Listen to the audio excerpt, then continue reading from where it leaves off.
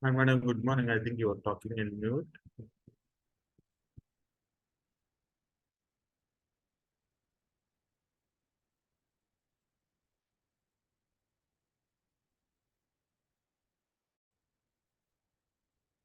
Ma'am is on mute.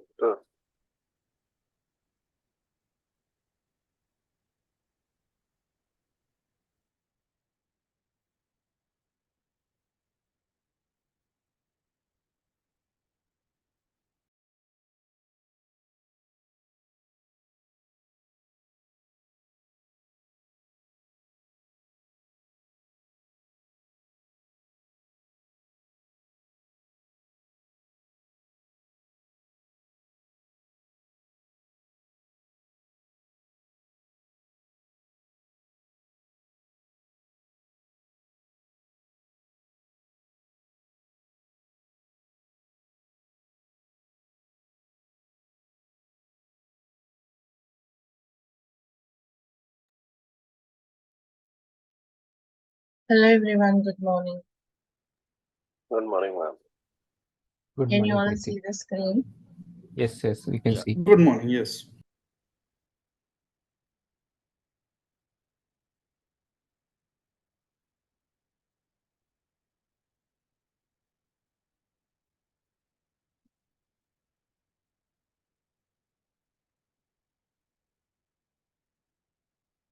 So let's connect our instance.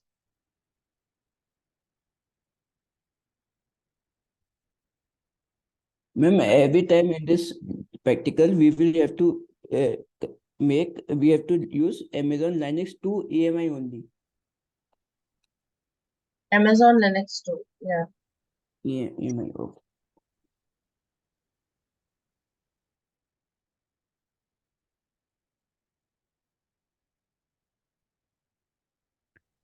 Madam, in case if you want to use the other one, Amazon Linux, then the settings or options will change.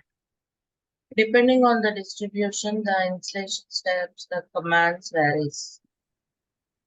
So these commands may be different depending on your distribution you use. Like Linux, Windows versions, you have different distributions in Windows.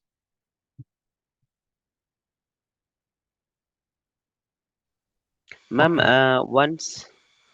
once we completed the day, we can terminate the EC2 instance, right? And then we can create the next day if you want, right?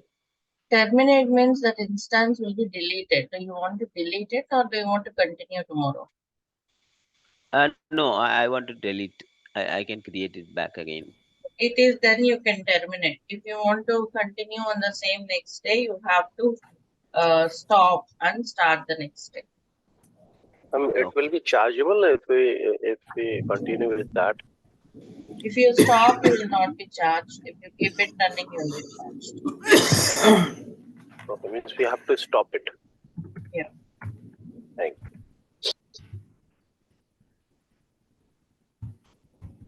Okay, so let's begin.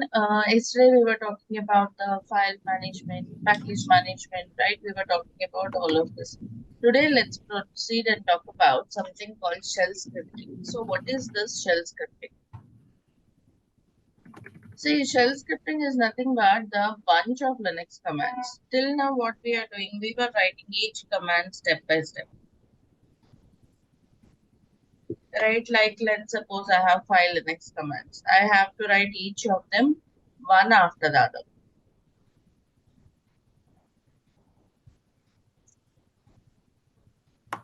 Like, let's say I want to install a package. I'm installing it, right?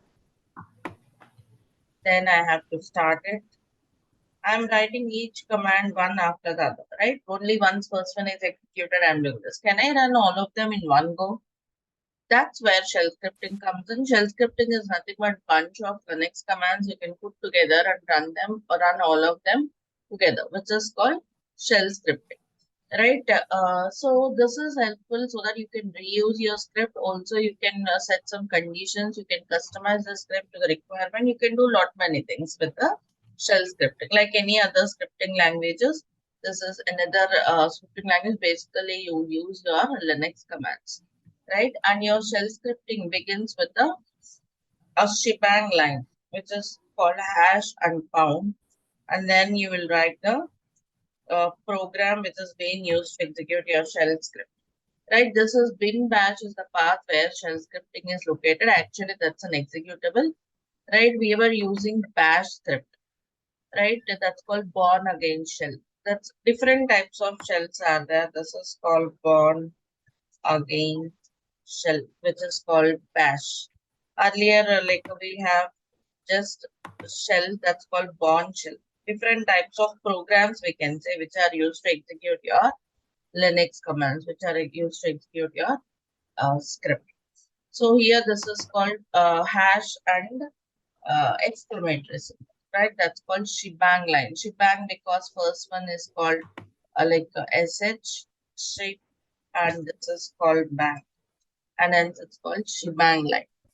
Right, shebang line indicates the executable which is being used. Like I said, there were so many executables, bin sh, bin bash, and so on. Bin bash is the latest one. We'll be using bin bash. Depending on it, the syntax may vary. Right, let's start writing a simple shell script. You can learn it again. It's not you master it in one go.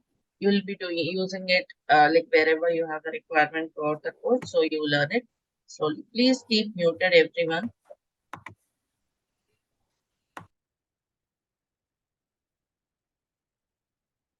Thank you.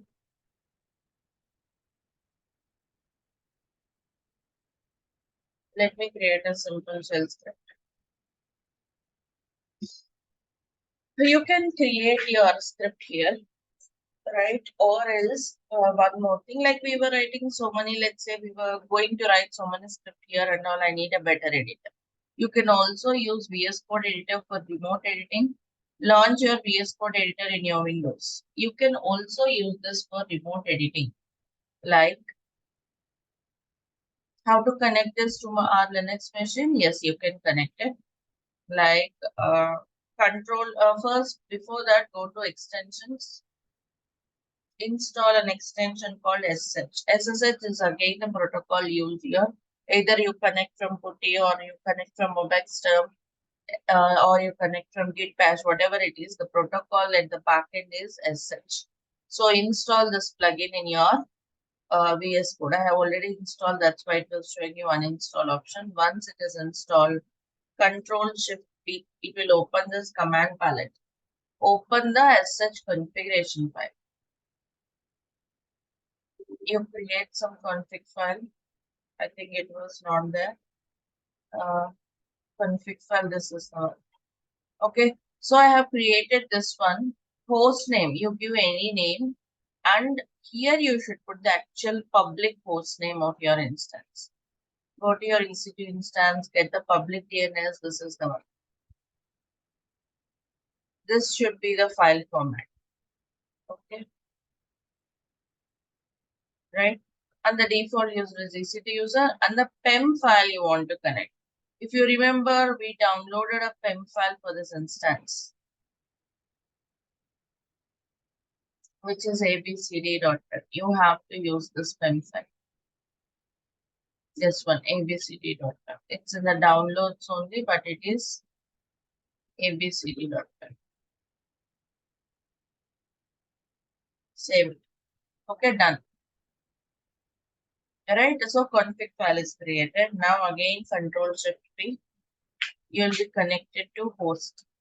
Choose here. Here I have given AWS server, this one, right? So choose this. Your your VS Code editor can help you connect to your remote machine. See, opening remote. Here you can setting up AWS host. Something gone wrong.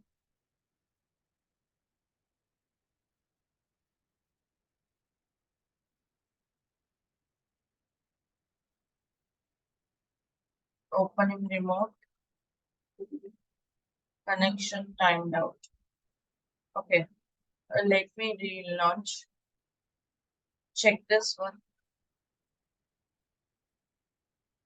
Public DNS 38. Okay. abc.pem. This is the one.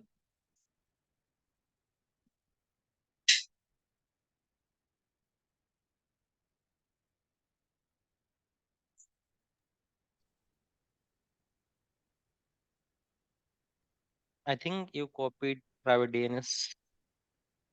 I Preeti, copy it's private not. DNS.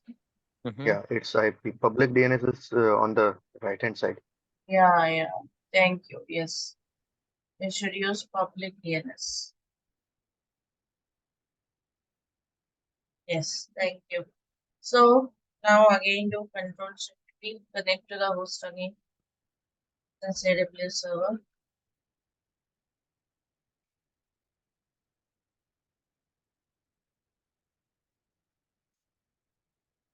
See, now it was asking for confirmation.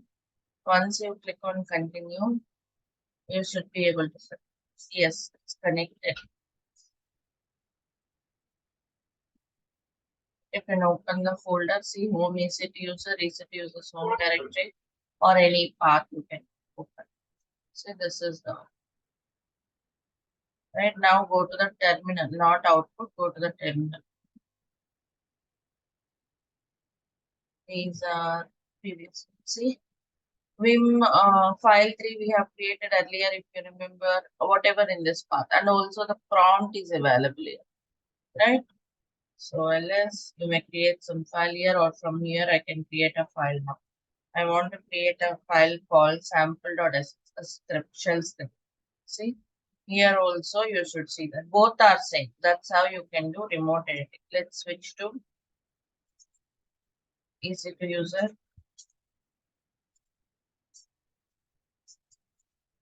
Yeah, do you see sample.sh which I created just now? For syntax highlighting and all, this editor would be great. So we were using this. Right? Okay. So that's how you can use VS Code editor for remote editing as well. If you prefer it at any point of time during our course, you can have to connect this way and you can do the editing. All right. Now let's write the script. First, your shell script starts with the shebang line. And the shell program being used is bash shell.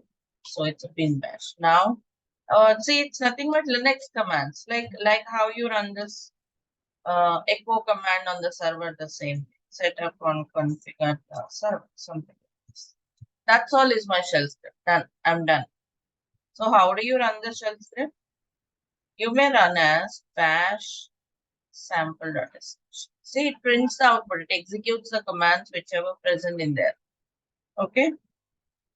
Or else another way is ls-l sample.sh. See, it's not having executable permissions. It's an executable. It's a shell script.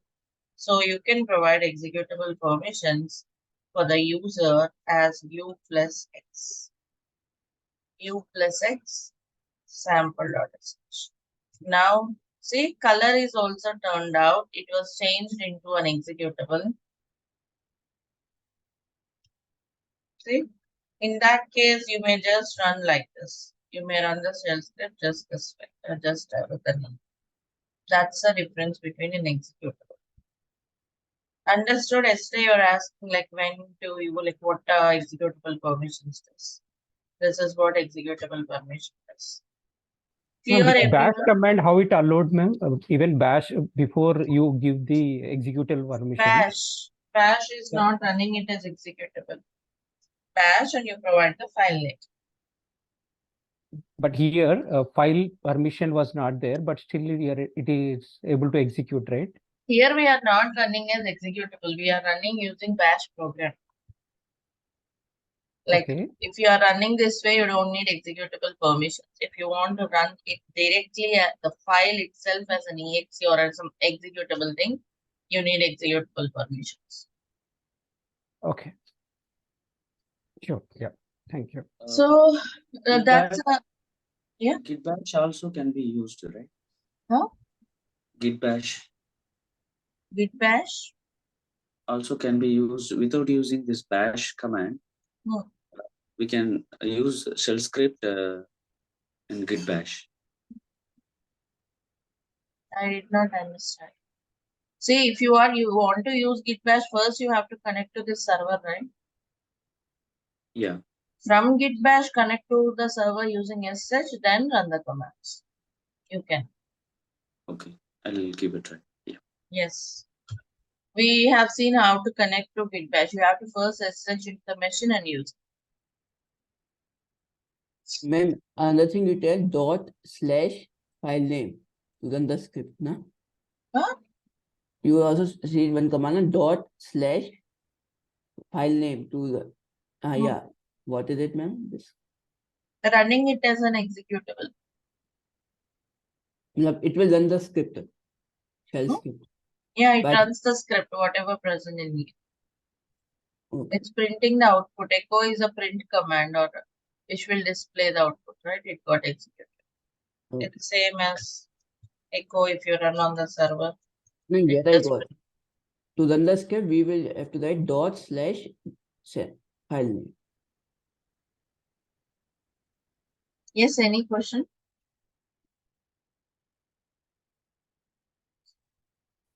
Ma'am, cat command also will give the information inside it, right? Cat command will show the contents of the file. This is not the content of the file. If you want to print something, echo command is used.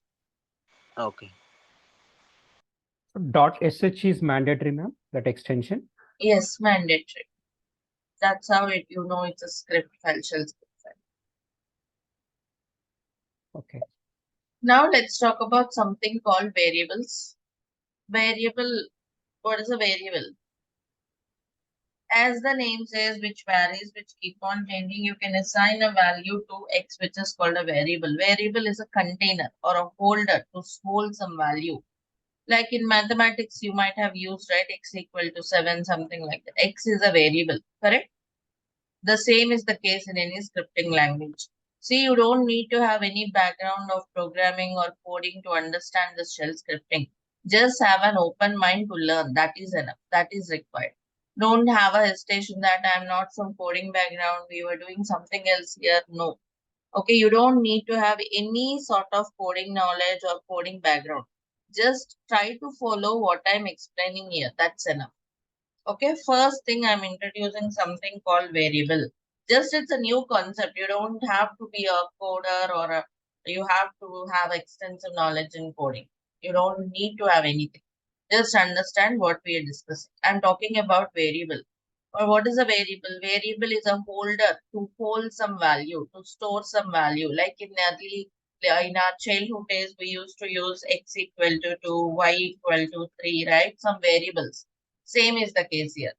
That's a variable. You can give any name to a variable. We used to give x. Here also you may give x and I want to put some file name like config.yml. Okay, you may assign the file name to the variable. Right? Anything you can assign. So you may put something like x equal to some file name, random file name I'm taking. Let's say I want to give proper meaning to this. I want to tell, okay, it's a file name. Okay, I can say config file. Right? The config file is the variable here, like X. Clear everyone with the line 4? Now, if I want to print this, how do you use it? Okay, using this config file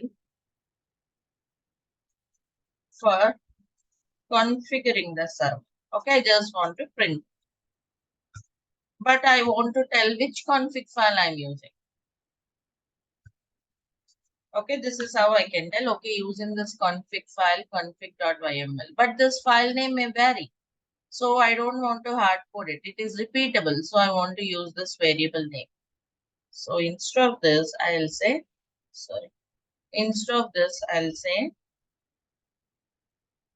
okay, the variable name. And how do you identify this as a variable?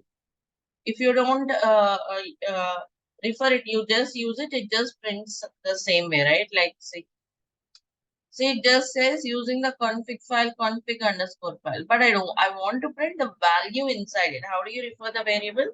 With the dollar. Now, see, it's not printing that config underscore file as it is. It is printing the value assigned to it. Making sense? So what is the point to note?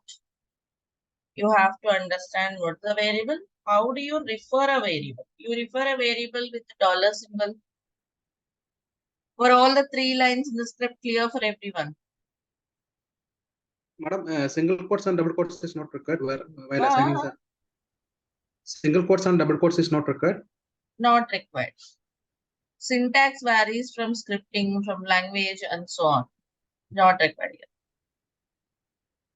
When we assign the variable with the dollar sign, so here when we assign the config underscore file, so before that we have to print the dollar in any other like editor, like VM editor we are using. It's not printing, right? Yeah.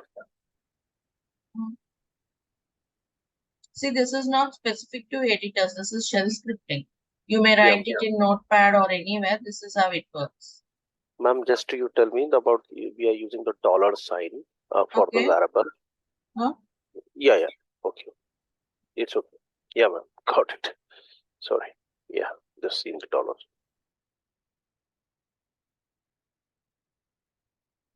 So, so this is how you refer the variable. Okay. Let's say I want to take another variable. Okay. This time the variable name is config underscore files. Okay, let me change this one. Let's say this is simply file name. Okay, just changing the variable names just to my convenience so that I can understand better, a more meaningful name. You can give your name, your choice. I'm defining another variable, but this time I would like to assign contents of a folder into this variable. ls config means config might have been a directory. I want to put ls means contents of it into this variable. It has to refer this entire thing as a variable. So dollar here as well, dollar ls config. And at the end, I just want to print this. Contents of config is this one, this variable. Right? So I just want to print it. See, ls config means it will check in the current directory. Current directory means wherever the script is present.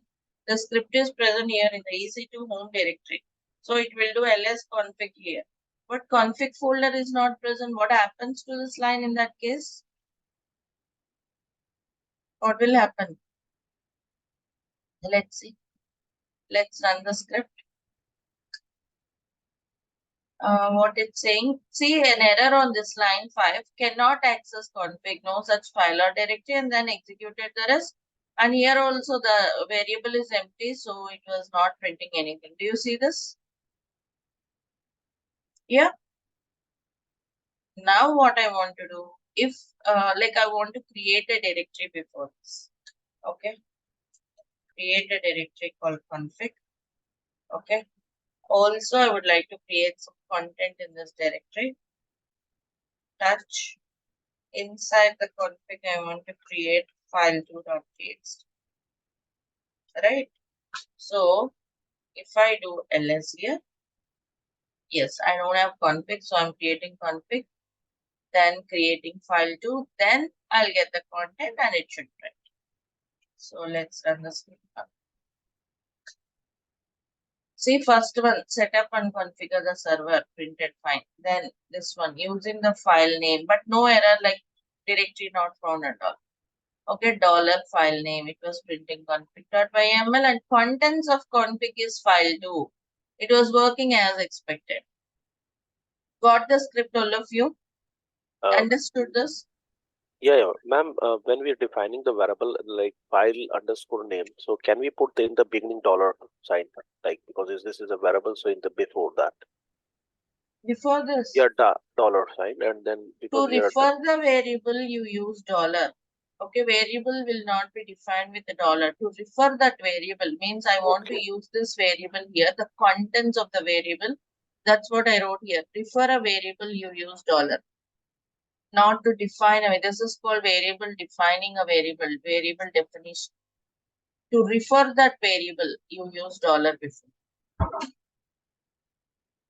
Any In more the queries? second line here, we use $sign ls content config. Where is Because the it? config Yeah, because I just don't want to print. Okay, let me show you. I'll delete this. Okay. I'm commenting this for some time. Oh, sorry. I'll talk about this later. Already config directory is there, right? Cache.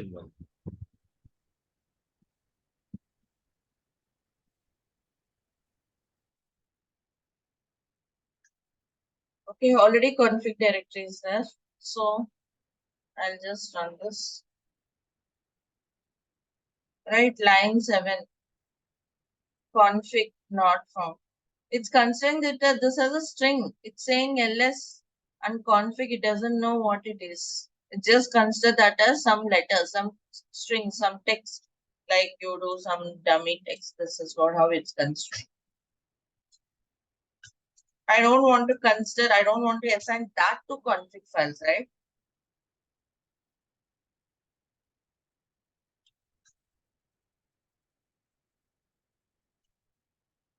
Right? So when I do this, it will take that absolute value, exact value. I don't want it. I want the contents of ls config. I don't want this to be assigned to it. So you use a dollar here. Got it?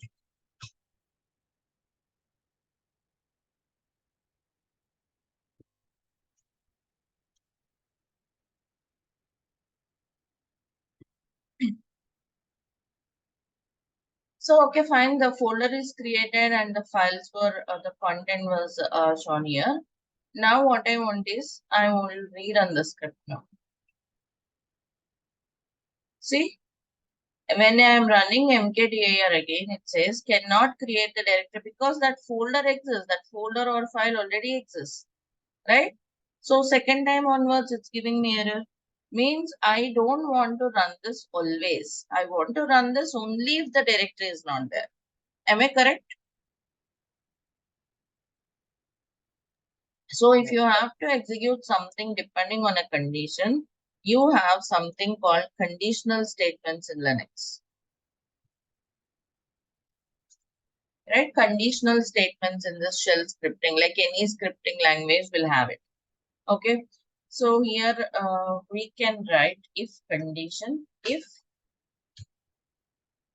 there are something called file operators, -d config. Okay, -d config means if directory is present, -d means it will check if config directory is there. If it is true, then only it should go inside. Means if this is true, it should not create it, right? So if it is present, then I just want to say reading the contents of the directory. And of course, I would like to have this variable. Just get the contents of it, right? Else means if that is false, then you have to create a folder, right? And assign the values. And if block will be closed with the reverse of if, which is F5. See, I'm repeating the script. These are called conditional statements, means you have to execute something if, means if this is true, you have something. If this is false, you have something else. That's where if conditional statement comes in. So if -d means it's called file operator. If -d config means if this directory is present, then it will just print this message and it will get the contents of it. Else means if it's not there, it will create the directory, create the file and get the contents. Right? That's called if conditional statement.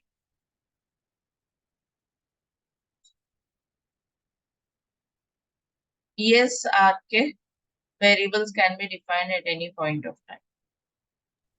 Let me save Thanks, this. madam.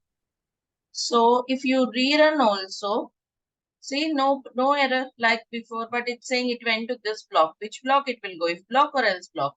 Always only one block will execute. Either these two lines or these two lines. Means either if block or else block will execute, not both.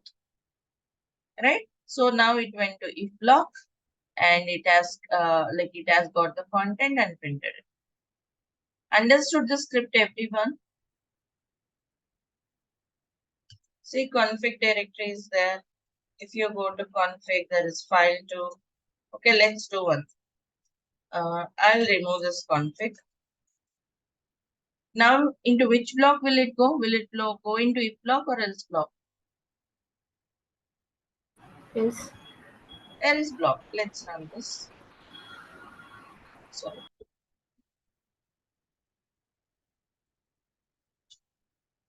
Yeah, so see, using this, it went into this. It doesn't print this message. Okay, you may write another echo command if you want here. It just created it. Or else let's do one thing. I'll put here a new directory name. Okay, config directory. Okay, here also config directory. Here also config directory, right? And also we were using this as at multiple locations, right? Even if you want, you can parameterize this folder name as well. That's okay. Now let's run this. Cannot create directory config file exists. Somewhere it is still there. -d config. Yeah, this one. Here Yeah, also you should else. replace. Yeah, Yeah. here also you should replace. Okay, you can do one thing. You can take another variable as I'm using it at multiple locations. Let's say folder name is config directory. Okay, that's a folder name. And here you will refer that variable $folder name. So if you change here, it will take care of the rest. Right here also.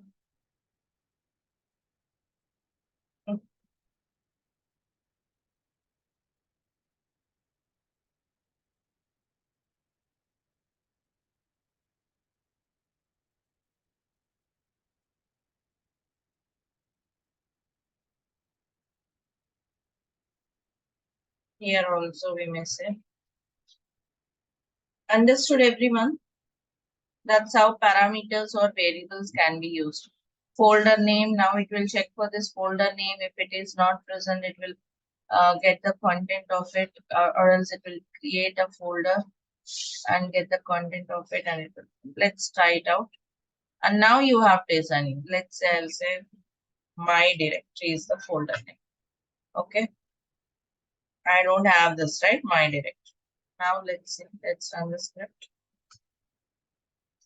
So set up the server using the config file for configuring the server and contents of my directory. Let's see. Yes, my directory was created and you have that. You have to change only here. It will take care of rest of this. Got it clear, everyone? Yes, Preethi. Any questions from anyone?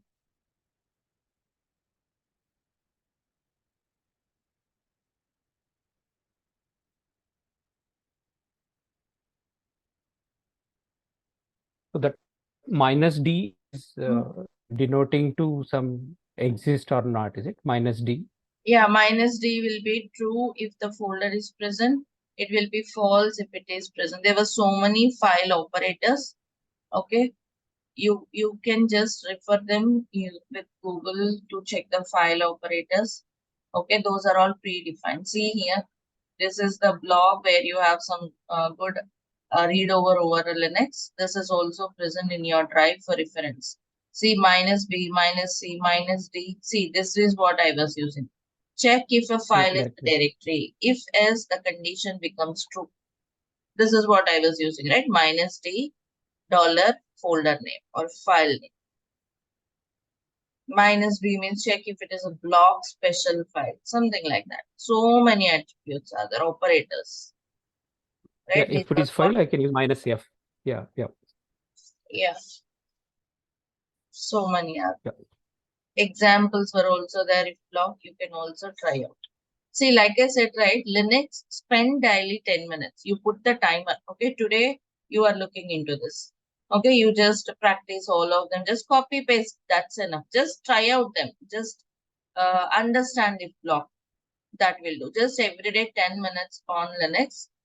You will be good. Okay, so this is if condition statement, and yeah, that's how you can use variables.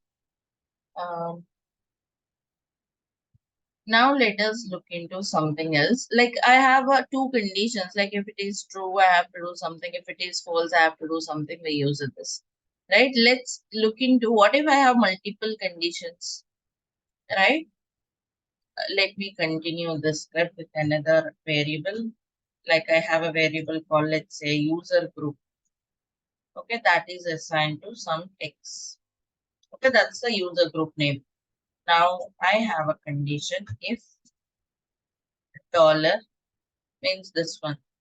If this user group,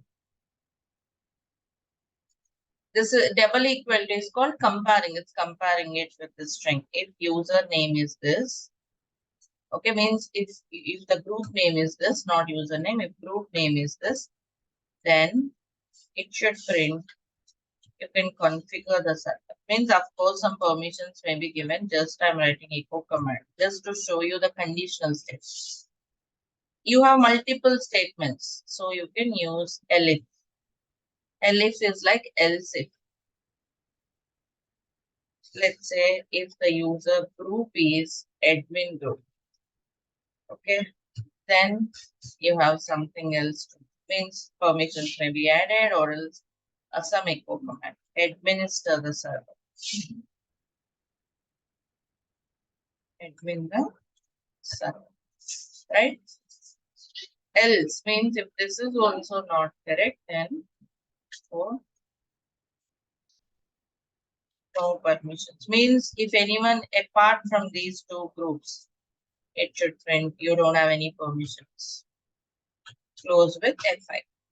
This is called if else if block. Multiple conditions you have. Right here I may say, let's say admin is the group name. Now if you run it, what it should print, so no such file or directory. Oh, sorry, I am inside my directory. Come out of this. Here is my script. So something syntax, else if, then, oh sorry, here then is missing. Syntax errors will be shown that way. Okay, now, yes, admin the server, because I have written here admin, correct? So it printed this one. It went into else if block. Always only one condition will execute depending on the value you pass. Understood this block, everyone?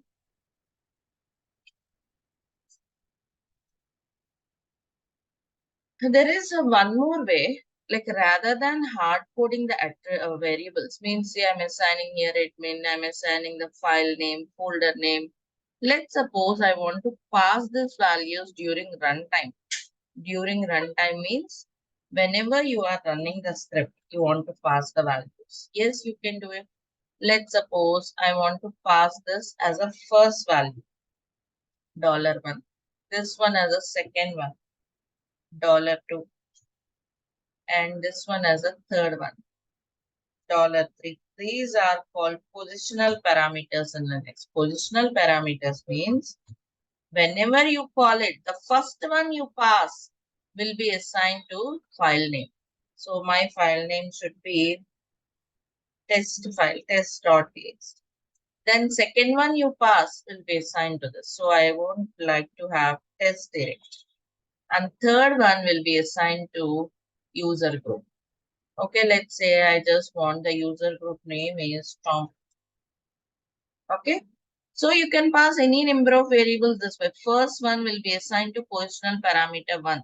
Second variable value you pass will be assigned to second variable in the script using positional parameter 2 and so on. Now let's see. See, set up and configure the server using the config file test.txt for configuring the server. Contents of test directory, this one, okay, is file 2. Then no permissions because Tom belongs to other group. Is the script clear for all of you? In case if we miss to give 3 parameters, will it throw any error? Let's miss the third one. Yes. Because it doesn't know like what value it has to assign to this. It executed till this part, but when it comes to this one, it will throw you an error, $3. Line Okay, number it is 22. It doesn't know what value it has to assign here. got it. Yeah. There is no concept of optional parameter, right? Concept of Optional parameter, right? optional. Is it optional? Are you saying optional? Yeah, optional. Optional parameter in the sense, see here I don't send the value. It is considering as a null value, right? It went here. It's optional only, right? It's not mandatory. It went into this. But these lines, it was expecting some value, so it has shown this way. Optional only, it's not mandatory. But yeah, this is how it was shown. Okay. Okay, these are personal parameters. We are going to use this kind of shell script in our Jenkins file also. So just make a note of it. Initially, you don't need to write line by line. Copy the script and execute it. Slowly start writing your script. Okay. Let me pass with a proper value, like or some other value. Right now, I pass it this Preethi, so it went into this first block. Configure the server. These are helpful in real practice. This is the script I'm showing you is to learn the concept. Okay, we will use these personal parameters in our Jenkins file. From Jenkins file, we'll be calling some external script, shell script. That's where this can be used. We'll look into those scenarios once we are into Jenkins thing. These are some of the scripting basics. Not only this, let's say you want to pass some value as a user input. What is meant by user input? I'm adding here. Let's say reading user input. Okay. There is something called read -p. Let's say, please enter your password or else please enter your username.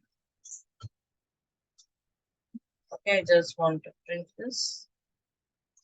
I want to give some. Okay, it's in the variable username.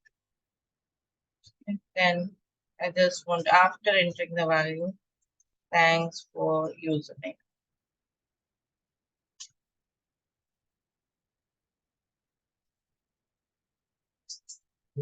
Right, I just want to print this. Okay, let's run this also.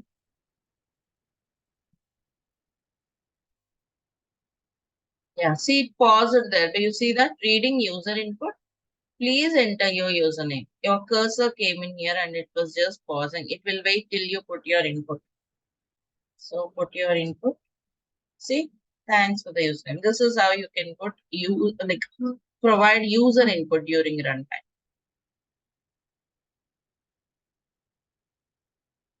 Right?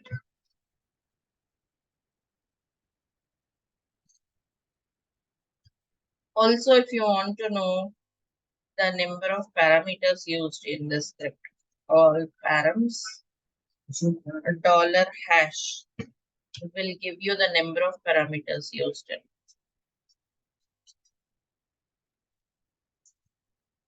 See, all parameters are 3. Just to know, in case if you're interested to know them, that's how you do it. So these are some of the basics of shell scripting with which we can get started. We will use the shell scripting in our Jenkins files at many locations. At that time, we'll revisit them with the real scenario where you will use them. And by the Ma'am, way, can you nowadays, tell me please. can you please repeat again the all parameters 3? Why it is all parameters 3?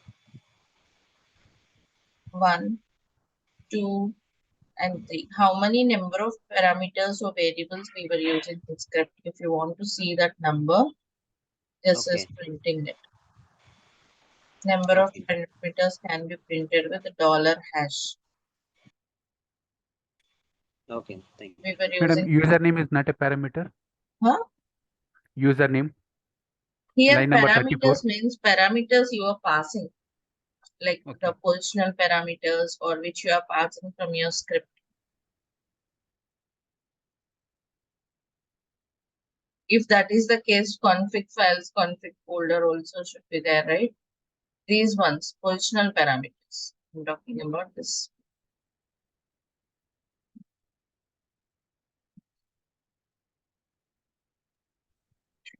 Similarly, Okay. If you not pass only, the value, then it will become parameter, right, madam? yeah, It's a see this one parameter. I Yeah. wrote it. See, this is our Okay. user defined thing. You may write here anything, right?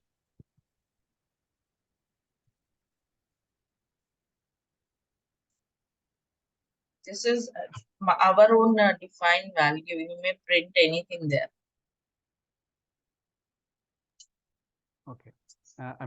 Parameters means the values that are passed to the program. Yeah, Passed to the script. Yeah. $hash means it will show you the number of positional parameters. Okay. Yeah. Thanks, madam. So this script might be used in different scenarios. Like I said, we'll be looking at the scenarios in the Jenkins. There could be another scenario, like you may be using it to install as well.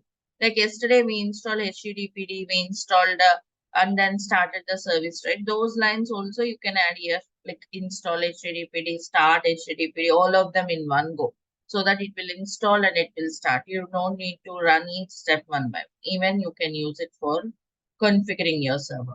But nowadays, configuring the server with shell script has become very less. We were having so many better automation tools for this purpose, right? So we will use them as we go by. Okay. So with this, we can get started. We now know how to install packages, how to work with some shell scripting. We have gone through some Linux commands. Now we can get started with the next tool in our course, which is Jenkins, right? Can we get started? Yes, ma'am. Madam, what is See, the scope that we are using this shell scripting in our course right now? And what is the? scope of using this shell scripting? In our Jenkins pipeline, CI/CD pipelines will use it. Okay. So I'm just seeing that a little bit fast on this scripting language. I just wanted to know that in our course how it is useful today. I didn't get your point. See, we, like I already mentioned, we learned the concepts here with some sample scripts. These are the sample scripts we were using just to help you understand if conditional statements, positional parameters, right? We will be using this shell script throughout our course. In our CI/CD pipeline, we'll be writing some shell script. Jenkins file will call it. Those are the real scenarios we'll be looking into. Now, can you elaborate your question now?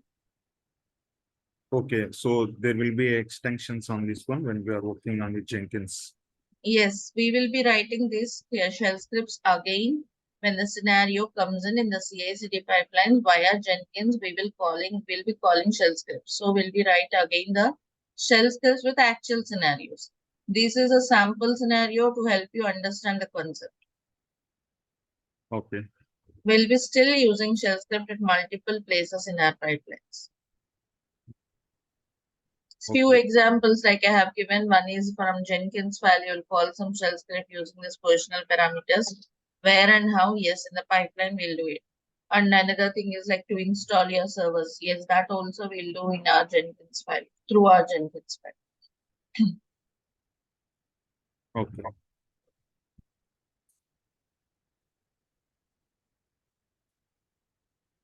So before starting Jenkins, we can discuss about the theoretical part, like what is continuous integration, right? Like what is the differences between continuous integration, traditional integration, what Jenkins does and all.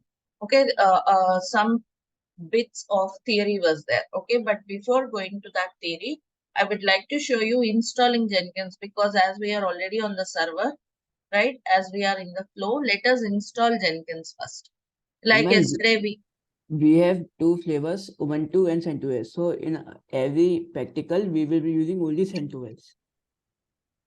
in real time, majority of the servers will be Red Hat based or CentOS based. Red Hat or CentOS are almost same distributions of Linux. Majority of the cases will be Red Hat. You may be having other distributions also. Only the installation steps like package manager differs, few commands, differences might be there. Here we will be using Amazon Linux 2, which is a CentOS. CentOS or Red Hat based one, yes. Okay. So let us install Jenkins now. Installing Jenkins is again very simple. Okay, we'll talk about the theoretical part tomorrow. We'll do the installation today. So yeah, coming to this, Jenkins first works on all operating system. It works on Windows, Linux, Mac as well. Okay, here we will be using it with Linux. So let's install Jenkins here. Jenkins is basically an application which is a Java-based application, right? Java-based application means it doesn't mean that it's used to create pipelines only for Java. No, it's just developed in Java. That's all. So first prerequisite is Java should be there, or else you can also just get started with the steps from the documentation. Just go to Google and type in Jenkins download. Okay, you will be taken to the official website jenkins.io, right? Download page.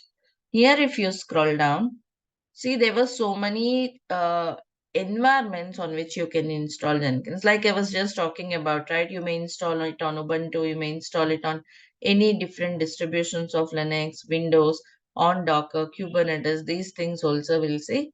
So you can go for Mac, right? Any other different distributions. Whatever is your distribution, you have to select this. How do you know which distribution is your operating system? Some days before we were talking about this. ETC. Yeah, HCOS release, there is a file. Okay, it might be completely new system, right? In real time. So this is how you can know. Okay, like ID, like CentOS, Red Hat type of system. Lot of information will be there about that OS. So ours is this one. So accordingly, you should choose. See, if you are using Ubuntu or something else also, steps were there. Just some simple differences might be there. See, package manager is apt to get if it is Ubuntu. Some differences will be there. Okay.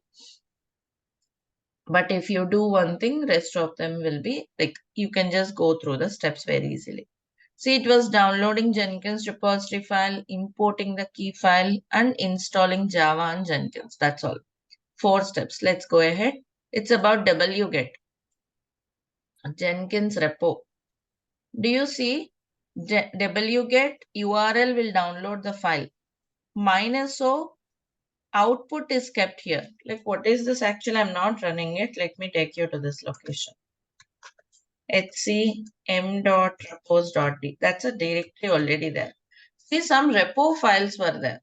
And what are these repo files? Try to open something. See, it has got the URLs, the mirrors means.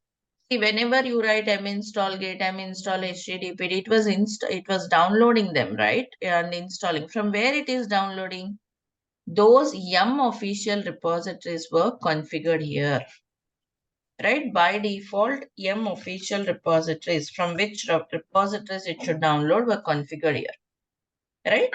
So you may create your own repository file also if you want to download from some other repositories. See, that's what we were doing. Creating a file in this location. See, do you see that now? You got this Jenkins.repo created.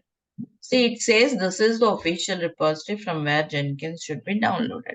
When you say install Jenkins, it would go here and download it, right? So configuring yum official or yum repositories.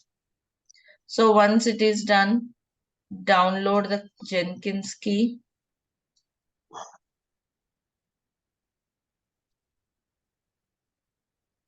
And install Java.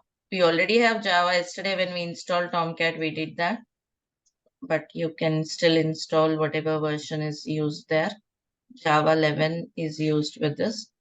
1 minute. See, it doesn't install. It's saying no, nothing to do, and it was giving you a clue. It's Amazon Linux machine, so use this to install. It's giving you a hint. So let's try it out. You don't need sudo as you are already root. It's okay. And then install Jenkins. Java is a prerequisite because Jenkins is a Java-based application. That's all. Installing Jenkins is simple. Let this finish and we'll install Jenkins. And Jenkins runs on the default port 8080. Confirm with yes.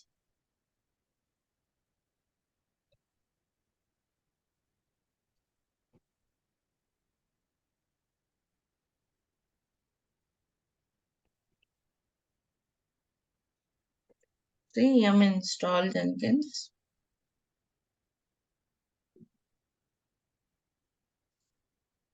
Confirm.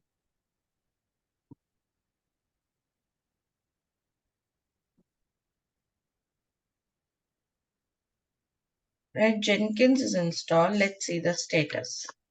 Systemctl status Jenkins. Right, let's start it. Start Jenkins. And default port of Jenkins is port 8080. Let it start. And we have to open that port in the security groups. This is our instance. Go to security group. Yesterday we already added it, I believe, but let's check. Yes, 8080 is there. So it should be all. Already Tomcat is running. Is it running or did we stop it? Let's see. Madam, since Tomcat also runs on the same port, we can't have both, right? Jenkins We and can't Tomcat. have both. If it is Okay. running, we can't have. We should stop it or put it on different port. Let's see the status of Tomcat. Status. हाँ मैंने खोला हुआ है. See, Tomcat is not running, so it should be good. Status of Jenkins now. Yes, it's running. It's on 25706 port. netstat minus lntup pipe grep 25706. Right? It was on 8080. So, okay, I'll hit that server public IP on this. So we'll see Jenkins. But before that, let me tell you a few things. Whenever you install Jenkins, okay, Jenkins, first I'll show you the file where you can change the port of Jenkins. Etc system config, there's a file called Jenkins created. Okay, here you can see that this is the configuration file of Jenkins, which is created when you install it. And here it says, yes, Jenkins port is configured as 88. If you want, you can change this and restart. That's one thing. Another thing is this one. There is something called Jenkins home. These are all environment variables. Okay, Jenkins home is configured as var lib Jenkins. Means that's a path where, see, directory where Jenkins store its configuration and working files. Everything will be stored in here. Okay. You mean that in where lib Jenkins, the Jenkins are installed in where lib? In var lib, Jenkins configuration files were stored. Not where Jenkins is installed, where Jenkins configurations files were there. Ma'am, when you need to change the port number and when it is required? Huh? When to change the port number and when it is required to change the port number? What is that? If the actual port is not available, it's running on port 8080. Let's say some other service is running on port 8080. It's not available. You can configure Jenkins on a different port. Will I have access to update this? Will I have access to update this? It depends. Not that everyone will have access. It depends. Ma'am, if port will have access. One by one, please. Let me finish, then ask the question one by one, please. Ma'am, Okay. if port 80 is busy, so ma'am, how we will means then which port in our mind means, because like we are very new to this field, so how we will get which port we have to connect or and what is that circumstances will come? Can you explain how the another port will come into the picture? Right here, when you see netstat, these ports are all being used. Okay, so you can choose some port, whichever is free, whichever is available. Like 9090 or 8001, next number in this port, next number in the series you can use. Or else which port to use generally in real time. Some command we can check which port is free. Generally in real time, which port to use will be already configured. It's not you decide which port you will run the services and all. There'll be design, architect will design it. Also, when you are configuring the server, those ports will be available to you. You will not do all of that. But generally, I'm showing some Linux. This is how you can check which port it's running. You can check this. And this when netstat minus netstat grep 25706 is a PID, process ID. Yep. Yep. And the port number, can I decide like 10 fives or only 4 digits or something like that? How do I decide the number digits? Like just now I mentioned, Raghav, port number you will not decide. Okay, you will not decide on which port you will put the service. It will be an architect design. Which port this service should run, on which port some other service should run. They'll be designed by the architect. Architect will design it. You will be given the ports. Even you will not configure Jenkins also, majority of the times. Even you configure, right? This is not how you configure. Okay, we were installing it on a standalone server.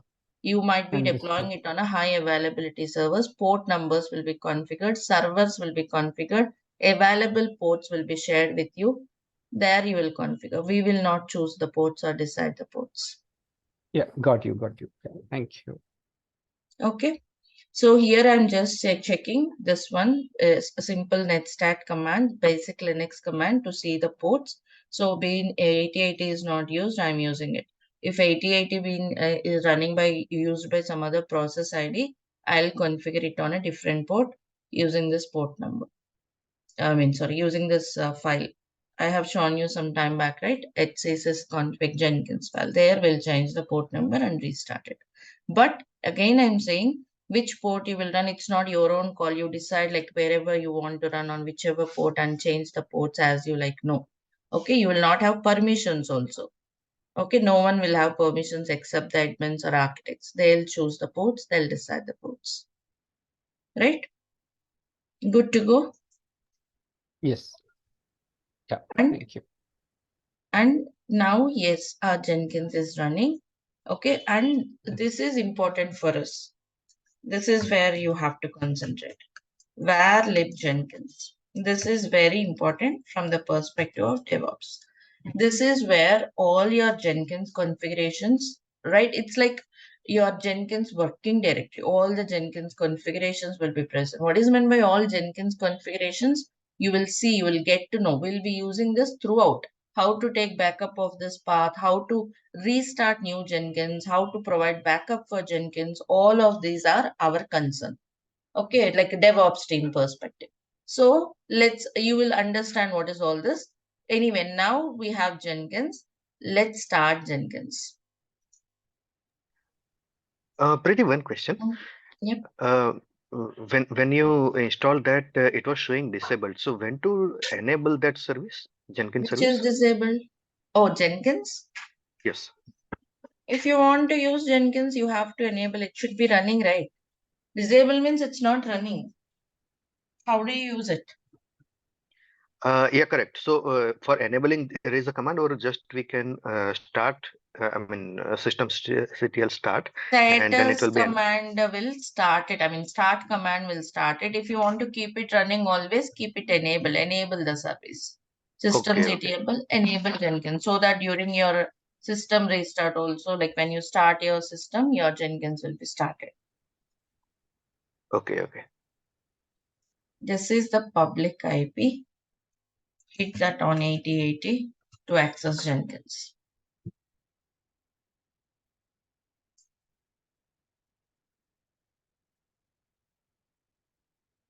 Did we add it in the security group? Yes, we added that. We added already. Yeah. Then it should be coming up.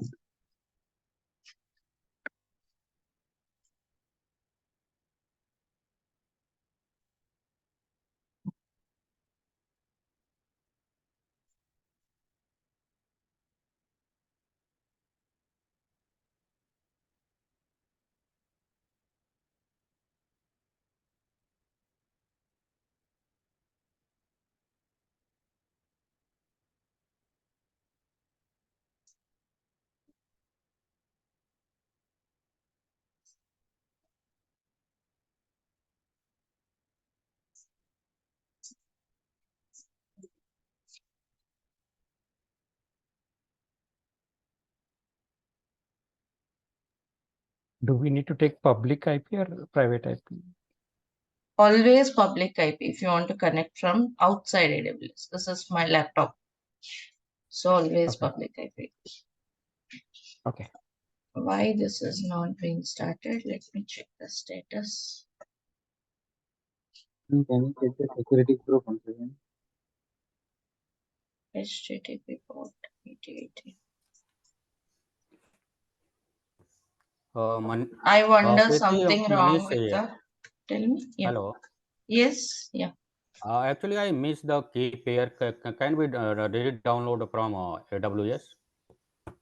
Which one you missed? Key pair of AWS. Huh. You can't re-download. You have to download when you create it. Means when you create the instance, only for the first time you can. Later on, no.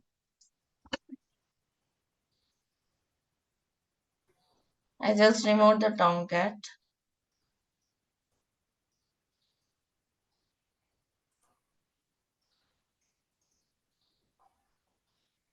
Everything we have to do now on AWS. Yes. I'm restarting. Madam, seems Jenkins is disabled, madam. Enable active and run it. Sorry. Where is Okay, it? yeah. Yeah. Okay, the line above, it says disabled. That line, yeah. That's not the one. This one is.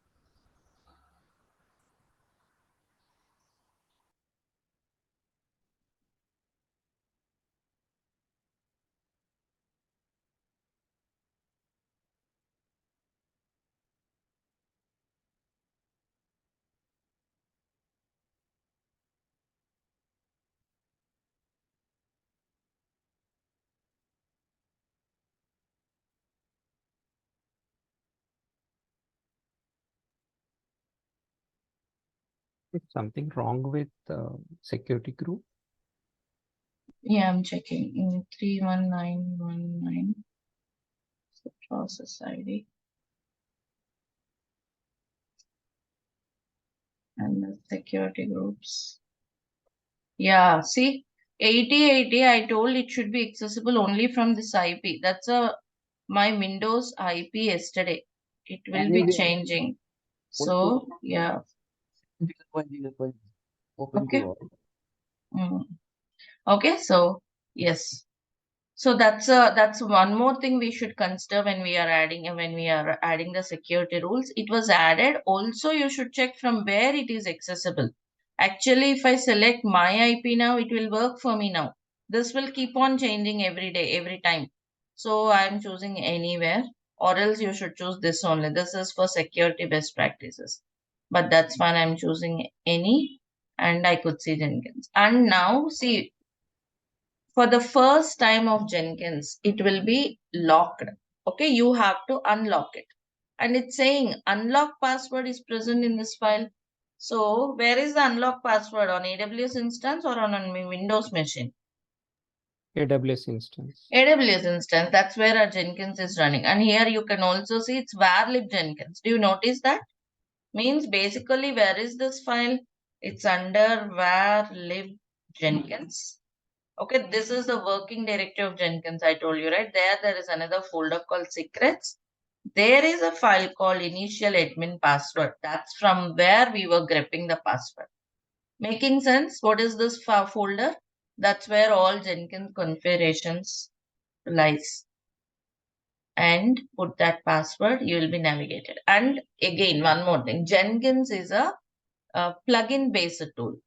Means plugins are like add-ons. If you want to enhance or extend Jenkins functionality, okay, you have to install a plugin. That's what it was showing you. Install some suggested plugins means more widely used plugins, or else if you want, you can choose your own plugins.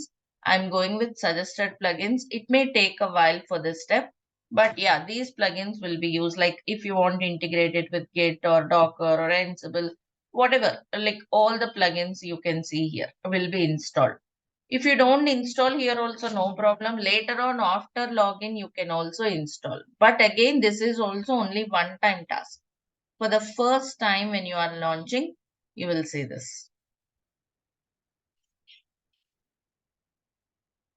Okay, it may take a minute or two depending on your bandwidth. Now come out of the secrets. Again, I'm under varlib Jenkins. Here you can also see all the plugins. There's a plugin directory. See, these are all the plugins. When you install the plugins there, it will be shown here. It's like add-on kind of small programs, add-ons. Like in mobile, you have some apps, right? Like if you want to do something, you will install an application app, something like that. Plugins are like add-ons. You can see like you are seeing so many added up here. And see Ant plugin, Gradle plugin, matrix authorization strategy, build SSH build agents. We'll be using all of them as we go by. And also, even though you install your Ma'am, it data, started coming echo. echo. Yep. It's too much. From my end? Yeah.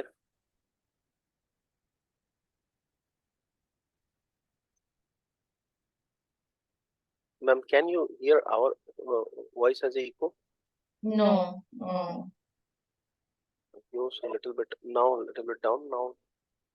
I think that's okay, right? Yeah, That's yeah. variable, Now not that like. no, no, yeah. Yeah, madam, can you please continue?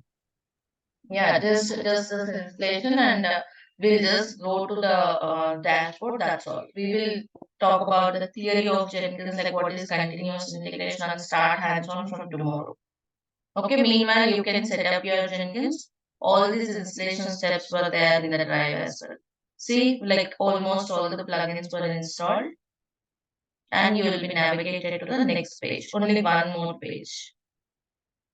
Okay, so it will ask you to create some user. The user you are creating is a admin user. You may give any name. I'm giving admin. It's need not that you should give admin.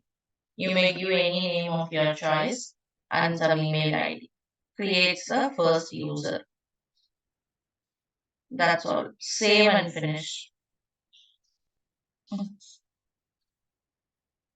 That's all. URL it automatically will take, or we have to. It will take automatically this URL.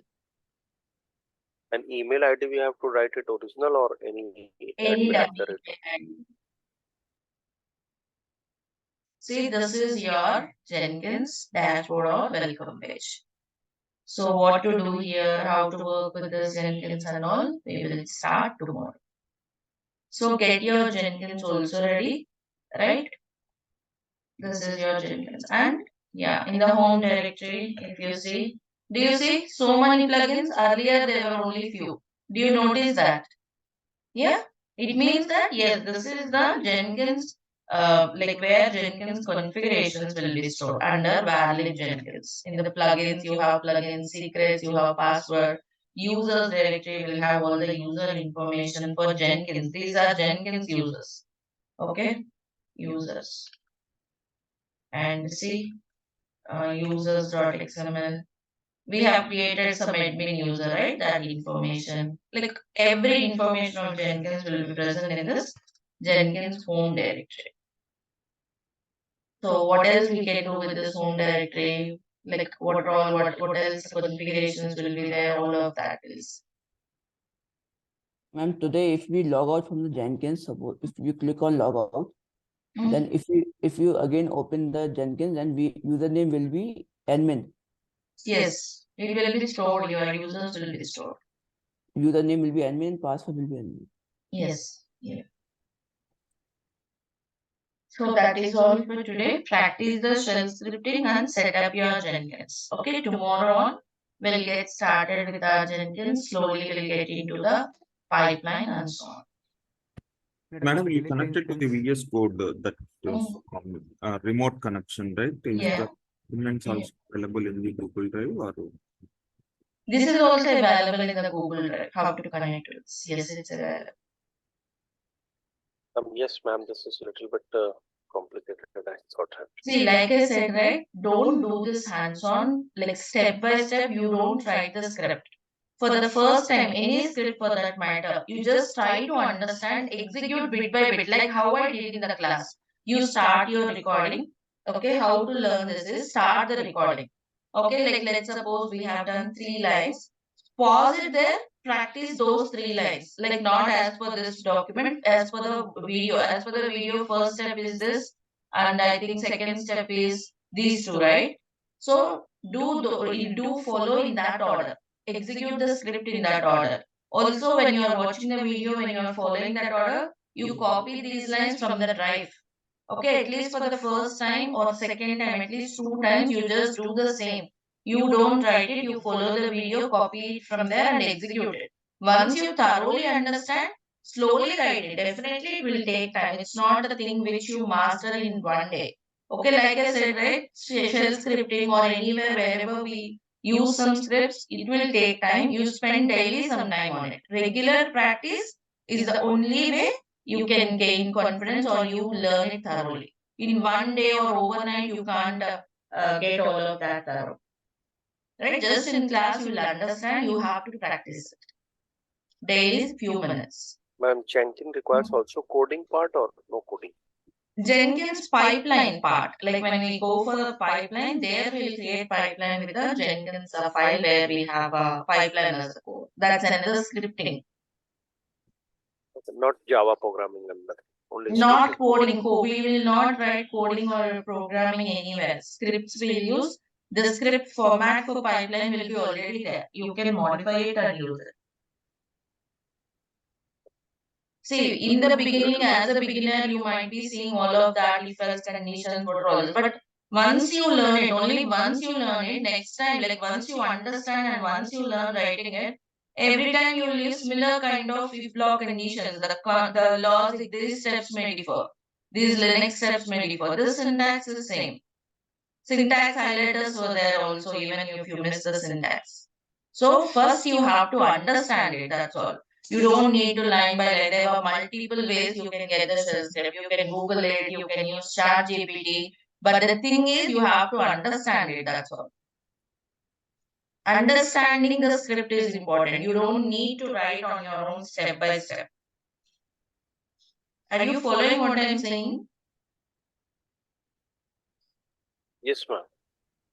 Just give me a second. Give me a second.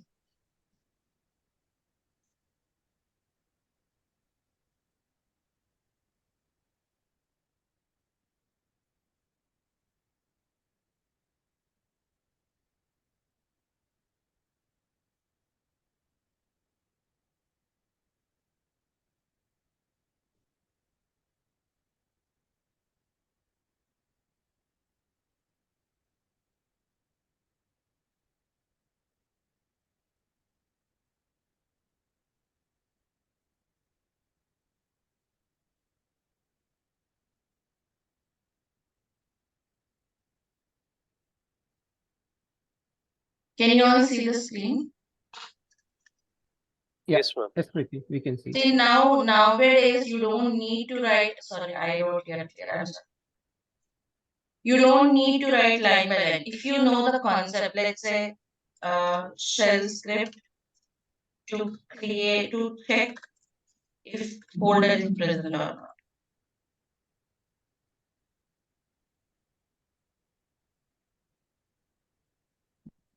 Directory.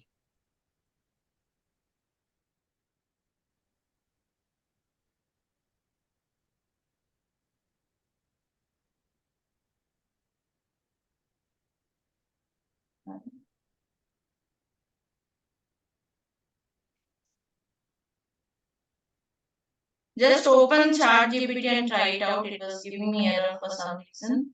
Ma'am, refresh the page, maybe.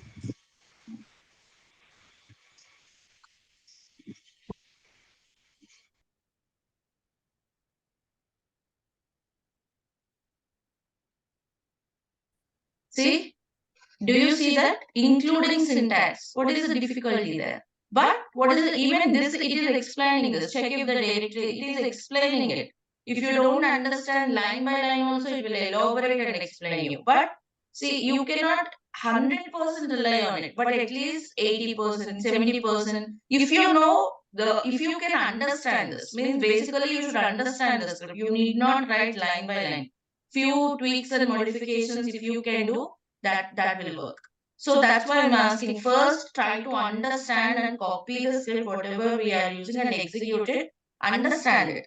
Right? You have many ways you can do it. Earlier we have Google, no one writes a line by line from scratch in reality also. Okay, you will modify it, you will make it with some enhancements, you will use it. Right? But now you have ChatGPT as well, which will give you exact script what you need. Try out, just put the prompt and try out this ChatGPT thing. Now it's being used by many companies a lot. Many of them are using it.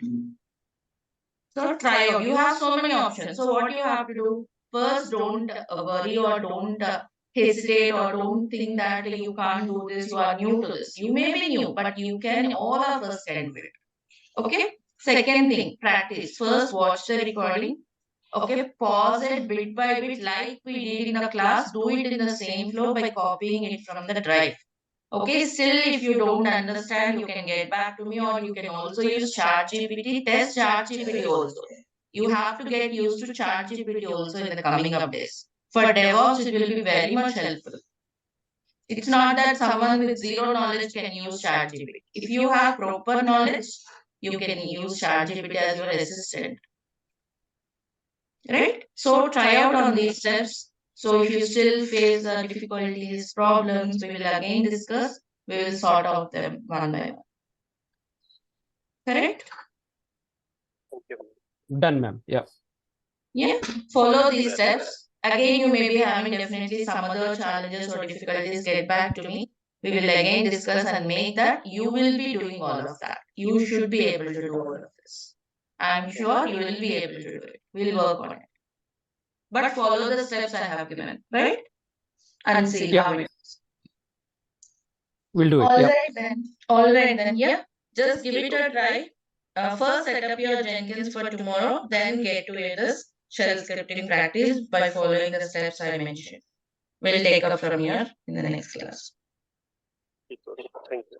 No problem. Thank you all. Have a good day. See you tomorrow. Bye. Thank you, ma'am.